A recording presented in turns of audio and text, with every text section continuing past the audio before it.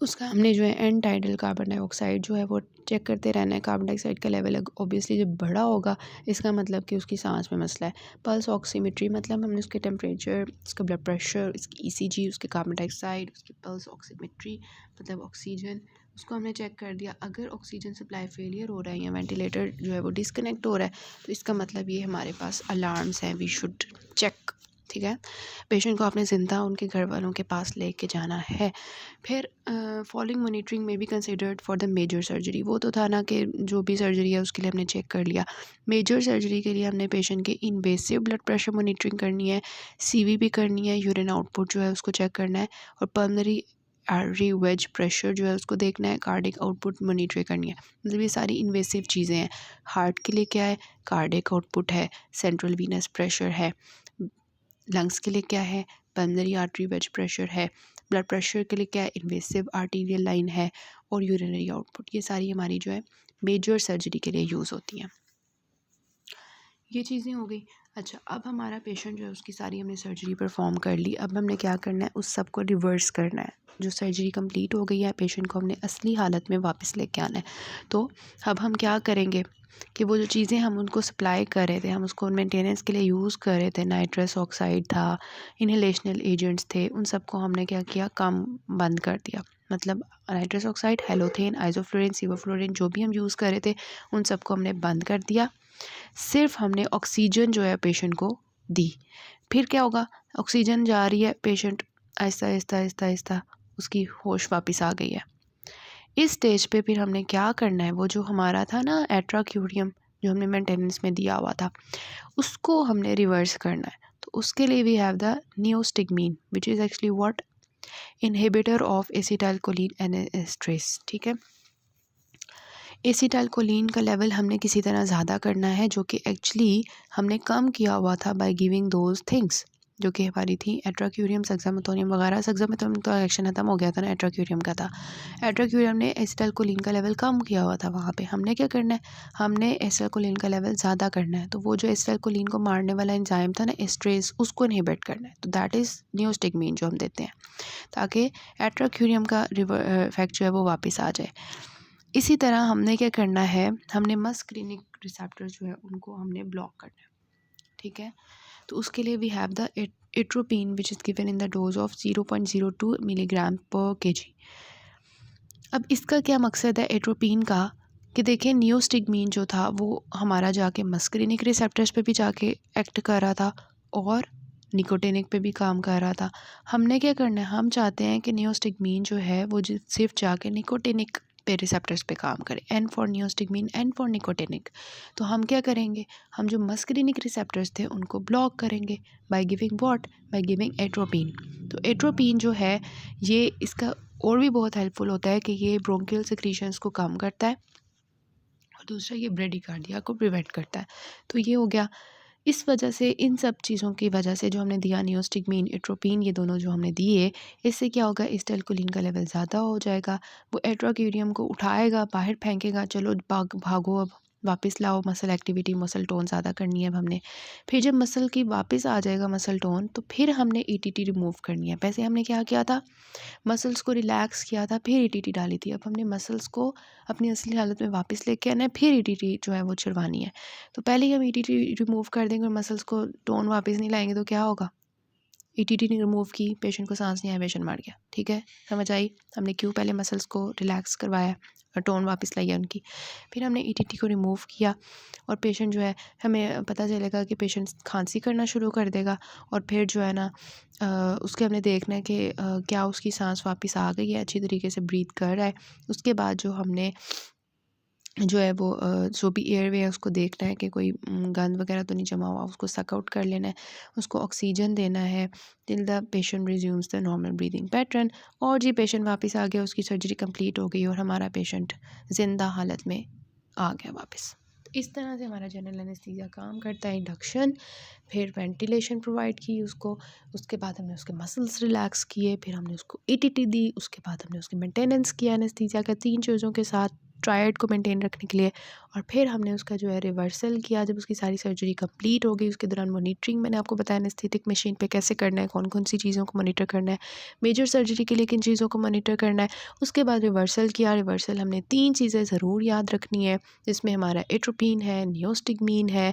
उनको देने के बाद हमने उसको ऑक्सीजन देते रहे। बाकी सब कुछ जो है नाइट्रस ऑक्साइड और इनहेलेशनल एजेंट्स उनको हमने पहले ही रिमूव करवा दिया था। और एंड पे जी ऑक्सीजन दिया, एटीटी रिमूव की और पेशेंट को वापस ले आए। ये हमारी सारी कहानी थी इसकी। अब वो बता रहे हैं कि causes of failure to awake after general anaesthesia include, कि देखें हमने जनरल एनेस्थीसिया दिया और पेशेंट जो है ना वो हमने उसकी सांस बहाल करने की कोशिश की, उसको वापस अपनी असली हालत में वापस लाए, लेकिन फेलियर हो गया। क्यों? या तो एयरवे ऑब्स्ट्रक्ट हो सकती है, या हमने जो एनेस्थेटिक एजेंट दिया था उसका काम अभी तक ख़त्म नहीं हुआ, या पेशेंट हाइपोक्सिया में चला गया, या पेशेंट हाइपरकार्बिया मतलब अब कार्बन डाइऑक्साइड ज़्यादा हो गई, या पेशेंट जो ओवर वेंटिलेशन के वजह से कार्बन डाइऑक्साइड उसके अंदर ख़त्म ही हो गई है, या पेशेंट की न्यूरोमस्कुलर ब्लॉकेज जो है वो परसिस्टेंट है, या पेशेंट जो है हाइपोथर्मिया में चला गया है, या पेशेंट हाइपोटेंशन में चला गया, या पेशेंट सर्कुलेटरी फेलियर में चला गया, इलेक्ट्रोलाइट इम्बैलेंस मतलब अल्टीमेटली या तो हमारे लंग्स काम नहीं कर रहे, या हमारे हार्ट काम नहीं कर रहा, या हमारे जो है ना ये सारे लंग्स में क्या क्या है, ऑब्स्ट्रक्शन ऑफ एयरवे और हाइपोक्सिया, हाइपरकार्बिया, हाइपोकार्बिया, और इसके अलावा हाइपोटेंशन आ गया सर्कुलेटरी में, सर्कुलेटरी फेलियर हो गई, इलेक्ट्रोलाइट इम्बैलेंस। ये सारे कॉजेज़ होते हैं जिसकी वजह से पेशेंट अपनी असली हालत में वापस नहीं आता। ठीक है, तो ये हमारा था सारा इसका था। उसके बाद हम करते हैं total IV anaesthesia. Total IV anaesthesia is a new mode of general anaesthesia, जिसमें हम क्या करते हैं, पेशेंट को आईवी चीज़ें देते हैं, प्रोपोफोल और अल्ट्रा शॉर्ट एक्टिंग ओपियोइड्स। इसके एडवांटेजेस क्या है जनरल एनेस्थीसिया के, कि पेशेंट जो है वो स्ट्रेस फ्री होता है। अगर हमने उसको रीजनल एनेस्थीसिया दिया, मतलब कि फॉर एग्जांपल उसका टांग का ऑपरेशन होना था, हमने उसको वहाँ पे ही नीचे वाले हिस्से में ही ऑपरेशन हमने उसको एनेस्थीसिया दिया और पेशेंट बेहोश नहीं हुआ, पेशेंट उठा हुआ है, वो अपनी टांग देखेगा, वो कहेगा ये मेरे साथ क्या कर रहे हैं, तो पेशेंट स्ट्रेस में जाएगा। तो यहाँ पे जनरल एनेस्थीसिया में क्योंकि पेशेंट बेहोश है, उसको कोई ऐसा स्ट्रेस नहीं होगा। और all types of surgeries can be done, हम जो मर्ज़ी पेशेंट के साथ करें, टांग हिलाएं, उसकी बाजू हिलाएं, जो मर्ज़ी करें, उसकी बॉडी इधर उधर मूव करें, उसको कोई मसला नहीं है, सब कुछ हम कर सकते हैं हमारे ऊपर। मतलब कि all types of surgeries can be done, patient can be put in any position. वही चीज़ आ गई कि पेशेंट के साथ जो मर्ज़ी करो, पेशेंट को तो बेहोश है, उसको तो कुछ याद भी नहीं होना, अमनीजिया भी हुआ है, तो हम जो मर्ज़ी उसके साथ कर सकते हैं। Most specialist surgeries like cardiac and neuro surgery जो है वो सिर्फ जनरल एनेस्थीसिया में दे सकते हैं हम उसको, क्योंकि बहुत ज़्यादा कॉम्प्लेक्स सर्जरीज़ होती हैं, पेशेंट को फुल बेहोश करके देना होता है। ठीक है, तो पेशेंट स्ट्रेस फ्री है, पेशेंट जो है वो सारा कुछ सर्जरी हम कर सकते हैं, सारी सर्जरी, स्पेशली सर्जरीज, और पेशेंट को किसी भी जो है वो पोजीशन में हम लेटा सकते हैं। लेकिन कॉम्प्लिकेशंस हैं, कॉम्प्लिकेशंस जो हैं वो हमारी क्या है जनरल एनेस्थीसिया की, या तो इंट्यूबेशन से रिलेटेड है कि जब इंट्यूबेट कर रहे थे, ईटी डाल रहे थे, उससे रिलेटेड हो सकती हैं, या ड्रग से रिलेटेड है, या रेस्पिरेशन से रिलेटेड है, या जनरल कॉम्प्लिकेशंस हैं। ठीक है, सबसे पहले आ जाती हैं इंट्यूबेशन से रिलेटेड कॉम्प्लिकेशंस। हम ईटीटी डाल रहे थे, क्या लगता है आपको क्या होगा? ट्रॉमा हो सकता है ईटीटी से? कहाँ से शुरू होगा ट्रॉमा? लिप्स से, टीथ से, पैरिंग्स से, लैरिंक्स से। पेशेंट की हमने ट्यूब डाल दी, क्या वो वहाँ से हिल सकती है? हिल सकती है। तो misplacement of tube in the oesophagus में कॉज सेरिब्रल हाइपोक्सिया। अच्छा, फिर हमारी अंदर ईसोफेगस थी, उसको परफोरेट कर सकती है? कर सकती है। ये हमने ईसोफेजियल परफोरेशन में इसका एक सिनेरियो भी डिस्कस किया था, जिसमें पेशेंट की ईसोफेगस परफोरेट हो गई थी, हमने जो अंदर प्रोसीजर कर रहे थे उसकी वजह से। ठीक है, फिर सॉफ्ट टिश्यूज़ जो है उनको इंजरी हो सकती है। अच्छा, इसके अलावा लंग्स के साथ क्या हो सकता है? न्यूमोथोरैक्स हो सकता है, एटेलेक्टेसिस हो सकता है, ब्रोंकोस्पैज़म, लेरिंजोस्पैज़म हो सकता है। हार्ट के साथ क्या हो सकता है? एरिथमियाज हो सकते हैं। अच्छा, इसके अलावा क्या होता है, अगर ट्यूब ब्लॉक हो जाए, उसके अंदर कोई चीज़ आ जाए, ब्लॉक हो सकती है ट्यूब। इसके अलावा क्या हो सकता है, अच्छा बाद में कहीं बाद में जाके ट्रेकियल स्टेनोसिस हो जाएगी।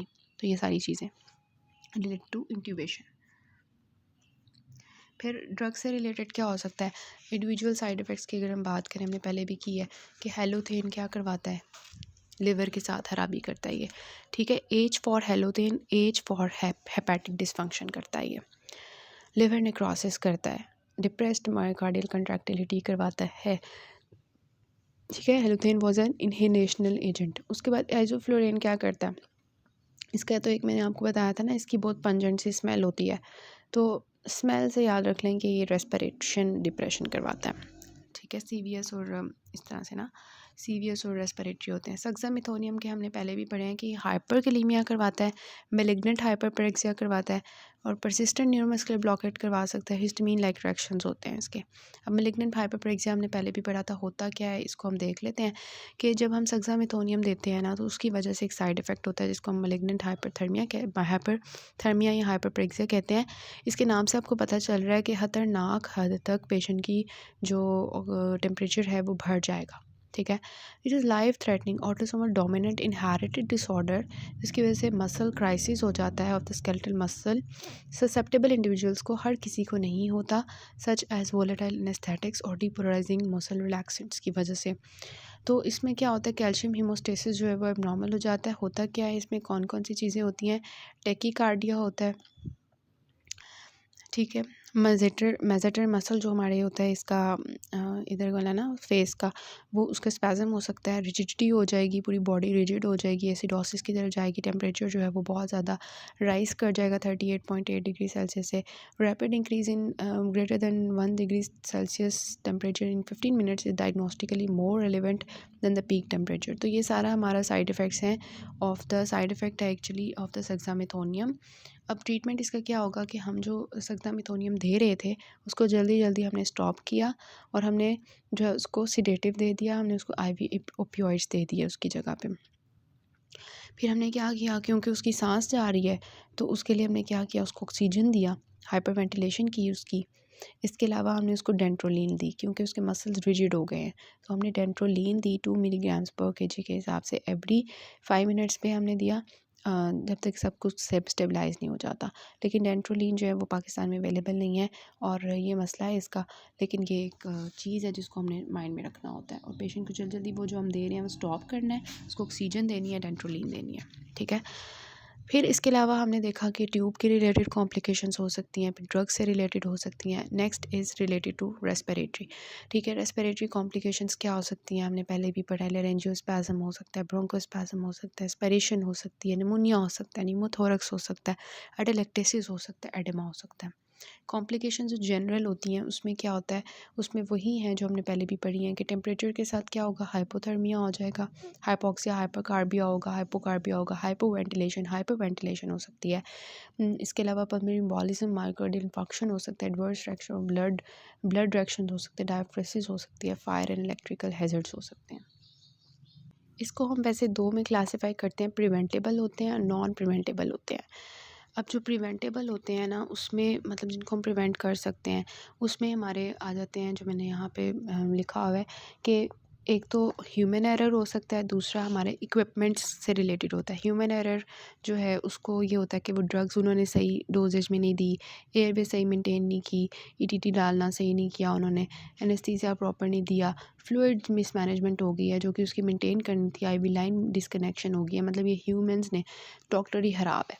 उसके बाद जो है इक्विपमेंट्स मेल फंक्शन हो सकता है, लेकिन लाइक जो हमने वो सारा एनेस्थीसिया मशीन है वही ख़राब थी, ब्रीदिंग सर्किट ख़राब था, मॉनिटरिंग ख़राब थी, वेंटिलेटर ख़राब था, लेरेंजियोस्कोप जो था वो ख़राब था।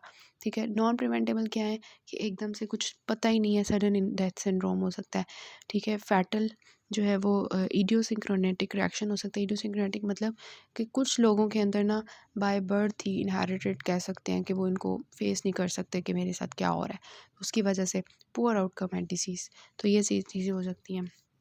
इसके अलावा आप लिख सकते हो कॉम्प्लिकेशन में एयरवे इंजरीज़ जो ईटीटी रिलेटेड होती हैं, पेरिफेरल नर्व प्रॉब्लम हो सकती है, अवेयरनेस रिलेटेड हो सकती है, आई इंजरीज़ हो सकती है। अवेयरनेस मतलब कि पेशेंट को सारा कुछ याद था, उसको एमनीज़िया जो है वो हुआ नहीं है, सारा कुछ याद था कि मेरे साथ क्या क्या हुआ सर्जरी के दौरान।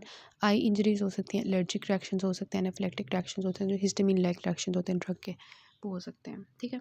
This was about the general anaesthesia. अब हम इसकी जो है वो यूकेज डिस्कस करेंगे, then we will start the local anaesthesia. So ये बेले के टेबल्स भी कर लेते हैं। कॉम्प्लिकेशंस ऑफ इंट्यूबेशन क्या हो सकते हैं, फेल्ड हो सकती है, ब्रोंकियल इंट्यूबेशन एक्सीडेंटल हो सकती है, मतलब कि हमने डालना था उसको ट्रेकिया में, वो ब्रोंकियल में चला गया। ट्रॉमा टू टीथ, फेरिंग्स और लेरिंग्स हो सकती है, एस्पिरेशन ऑफ गैस्ट्रिक कंटेंट्स हो सकती है, डिस्कनेक्शन हो सकती है, ब्लॉकेज हो सकती है, किंकिंग ऑफ ट्यूब हो सकती है और डिलेड ट्रेकियल स्टेनोसिस। ऑलमोस्ट वही हैं जो हमने डिस्कस किए हैं। उसके बाद ये प्रॉपर्टीज़ हैं हमारे मसल रिलैक्सेंट्स की। सबसे पहले सक्सामेथोनियम है, ये ऑनसेट इसका बहुत जल्दी होता है, सबसे पहली अच्छी बात इसकी, और शॉर्ट ड्यूरेशन के लिए रहता है। स्पॉन्टेनियस रिकवरी होती है, रैपिड इंट्यूबेशन के लिए बहुत अच्छा है, शॉर्ट प्रोसीजर्स के लिए बहुत अच्छा है। लेकिन इसके साइड इफ़ेक्ट्स ये हैं जो हमने डिस्कस किया, मसल पेन, हाइपोकैलेमिया, एपनिया है, लाइफ थ्रेटनिंग मैलिग्नेंट हाइपोथर्मिया जो हमने डिटेल से डिस्कस किया है। देन इज़ अ व्यूक्रोनियम, ये लॉन्ग एक्टिंग होता है, इसके मिनिमल कार्डियोवास्कुलर साइड इफेक्ट्स होते हैं, लेस एलर्जिक रिएक्शंस होते हैं, बस ये लॉन्ग एक्टिंग है। ठीक है, अब ये हेपेटिक मेटाबॉलिज्म के डिपेंडेंट होता है, रीनल क्लियरेंस पे डिपेंडेंट होता है, इस वजह से हेपेटिक और रीनल इम्पेयरमेंट के पेशेंट्स में हमने इसको कॉशियसली यूज़ करना होता है। फिर एट्राक्यूरियम है, इसका हमने ऑलरेडी पढ़ा है बुक में कि ये लॉन्ग एक्टिंग होता है जो कि हम मेंटेनेंस के लिए यूज़ करते हैं, और ये रीनल और हेपेटिक फेलियर में बहुत अच्छा है, जो कि व्यूक्रोनियम नहीं था। हिस्टामिन रिलीज इसका होता है और एलर्जिक रिएक्शंस होते हैं एट्राक्यूरियम के। फिर इज़ द रोक्यूरियम, ये भी रैपिड ऑनसेट होता है इसका, और रैपिड इंट्यूबेशन के लिए बहुत अच्छा होता है, रैपिड रिवर्सल होता है, पॉसिबल यूजिंग सुगामेडेक्स। और इसके क्या एलर्जिक रिएक्शंस हैं, और ये भी एलर्जिक रिएक्शंस करवाता है। मतलब सक्सा और रूक्रोनियम जो है ना, ये रैपिडली काम करते हैं, जबकि ब्यूक्रोनियम जो है लॉन्ग एक्टिंग है और एट्रोक्यूरियम इंटरमीडिएट एक्टिंग है। हेपेटिक रीनल में हमने कौन सा यूज़ नहीं करना, व्यूक्रोनियम नहीं यूज़ करना। कौन सा यूज़ कर सकते हैं, एट्राक्यूरियम यूज़ कर सकते हैं, और ये चीज़ें। Okay, so what are the techniques for maintaining the airway during general anaesthesia. अगर हमने जो है वो शॉर्ट टर्म के लिए रखना है ना, तो that is chin lift and jaw thrust. इसको हम ATLS के चैप्टर में डिटेल से डिस्कस करेंगे। चिन लिफ्ट करनी होती है और जॉ थ्रस्ट करना होता है। फिर हमारा जो है आ जाता है कि अगर टंग को हमने आगे की तरफ रखना है तो गीडल एयरवे जो है ना हमारा होता है GUEDEL एयरवे। उसके बाद सुप्राग्लॉटिक डिवाइस होती है विच is actually laryngeal mask airway. इसकी ईजी इंजर्शन होती है और ये बहुत अच्छी एयरवे प्रोवाइड करता है और वेंटिलेशन प्रोवाइड करता है। फिर ETT होती है, एंडोट्रेकियल ट्यूब। ये हमारी जो है वो सिक्योर और प्रोटेक्टेड एयरवे जो है ये करता है। ये मैंने आपको बेले का टेबल बताया है। Chin lift and jaw thrust, Guedel airway, supraglottic device which is laryngeal mask airway and endotracheal tube intubation. Next is 25 years old school teacher is undergoing the subtotal thyroidectomy for primary thyrotoxicosis। तो हम कौन सा anaesthesia use करेंगे thyroid के लिए, general anaesthesia. उसके बाद है what measure you will take to ensure the better outcome in the capacity of anaesthetist. तो हम किस तरह से जो है उसको एक्चुअली कहते हैं कि हम कैसे उसको जो है ना मेजर करेंगे, what measure you will take to ensure the better outcome, मतलब को मॉनिटरिंग आप कैसे करेंगे। तो मॉनिटरिंग ऑफ जनरल एनेस्थीसिया आप कैसे करेंगे, minimum basic monitoring of cardiovascular parameters is required during this anaesthesia. तो इसमें हम क्या करते हैं, ECG को देखते हैं, ब्लड प्रेशर को देखते हैं, एडिक्वेसी ऑफ वेंटिलेशन को हमने देखना होता है। ECG और ब्लड प्रेशर हो गया, और एडिक्वेसी ऑफ वेंटिलेशन को देखना होता है, जिसमें हम ऑक्सीजन कंसनट्रेशन को देखते हैं, कितनी है पेशेंट के अंदर, पल्स ऑक्सीमीट्री से ऑक्सीजन की सैचुरेशन को चेक करते रहते हैं, और कार्बन डाइऑक्साइड की जो कंसनट्रेशन है एंड टाइडल उसको देखते हैं। इसके साथ साथ हम मॉनिटर करते हैं टेम्परेचर को, हम पेशेंट की जो है डिलीवरी है एनेस्थेटिक एजेंट्स की उसको देखते रहते हैं, और उसके यूरिन आउटपुट को देखते हैं, सेंट्रल वीनस प्रेशर को देखते हैं फॉर द मेजर सर्जरी। वो जो हमने देखा है ना उसको आपने देखना है। तो आपने इस तरह से इसको अटैम्प्ट करना है, वैस्कुलर जिसमें हमने ECG और ब्लड प्रेशर को देखना है, और वेंटिलेशन की एडिक्वेसी को चेक करना है, in which we will check the oxygen concentration, saturation and tidal carbon dioxide concentration. Major surgery के लिए temperature, urine output, central venous pressure, delivery of anaesthetic agents, तो ये सारा कुछ। उसके बाद वो पूछते हैं कि इन 5 लाइन्स स्टेप्स आपने बताने हैं जो कि आपने प्रोसीजर के दौरान यूज़ करने हैं। तो 5 लाइन्स में बताना है। सबसे पहले आप ट्रायड लिख देंगे कि इसमें we have the amnesia, analgesia and muscle relaxation. Amnesia is loss of awareness, analgesia is pain relief, और मसल रिलैक्सेशन। उसके बाद आप क्या करेंगे, आप प्री मेडिकेशन देंगे which is first stage of the general anaesthesia, जिसमें वी हैव द मिडाज़ोलैम और हमारे एंटासिड्स, ये हम दे देते हैं। उसके बाद हम इंडक्शन करते हैं एनेस्थीसिया का, जिसमें IV इंडक्शन करते हैं, प्रोपोफोल ड्रग ऑफ चॉइस है, और इनहेलेशनल करते हैं जिसमें हेलोफ्लोरेन और sevoflurane is a drug of choice. फिर हम क्या करते हैं, इंडक्शन के बाद एयरवे मेंटेन करते हैं बाय ETT और LMA, और मसल रिलैक्सेंट देते हैं शॉर्ट एक्टिंग सक्सामेथोनियम। फिर मेंटेनेंस करते हैं एनेस्थीसिया की by the nitrous oxide oxygen और हाइलोथेन और सीवोफ्लोरिन फॉर स्लीप, और नाइट्रस ऑक्साइड एनाल्जेसिक है, और मसल रिलैक्सेंट कौन सा है, आईवी एट्राक्यूरियम। और फिर जो है हम रिवर्सल ऑफ एक्सटुबेशन करते हैं, जिसमें हम ऑक्सीजन जो है वो सिर्फ दे रहे होते हैं, बाकी सारे नाइट्रस ऑक्साइड और इनहेलेशनल रोक देते हैं। फिर मसल रिलैक्सेंट देते हैं जो उसके इफेक्ट को टर्मिनेट करने के लिए नियोस्टिग्मीन एट्रोपिन देते हैं, ईटीटी रिमूव कर देते हैं, ऑक्सीजन देते रहते हैं यहाँ तक कि पेशेंट खुद ब खुद सांस नहीं लेता। फिर ये जो नीचे वाला है 40 ईयर्स ओल्ड, उसकी लेप्रोटमी होनी है, तो उसमें भी उन्होंने steps of administration of general anaesthesia पूछे हुए हैं। तो आप उसमें बताएंगे कि इसमें पूछा हुआ ऑब्जेक्टिव्स जो एनेस्थेटिस्ट के हैं टू फैसिलिटेट द सर्जरी। तो आपने बताने हैं कि ऑब्जेक्टिव्स उसके क्या हैं। सबसे पहले we have the ground rules for anaesthesia, मतलब एनेस्थेटिस्ट के पास ऑब्जेक्टिव्स क्या हैं। सबसे पहले क्या है, safe surgery is achieved by close team work between surgeon, anaesthetist and perioperative care providers. ठीक है, ये भी बेले का जो है पेज है, उसमें से मैं आपको बता रही हूँ पास्ट पेपर्स में से कि सेफ सर्जरी जो है ना होनी चाहिए। अब वो किस तरह से हो सकती है, टीम वर्क से, एनेस्थेटिस्ट के साथ साथ सर्जन होना चाहिए, और इसके अलावा पेरी ऑपरेटिव केयर प्रोवाइडर्स होने चाहिए जो वहाँ पे नर्सेज वगैरह होती हैं, उससे एक अच्छी सर्जरी होगी। फिर दूसरी चीज़ क्या है, safety checklist, make sure that things are not forgotten, मतलब सारी चेकलिस्ट बना लें कि कोई चीज़ ना रह जाए।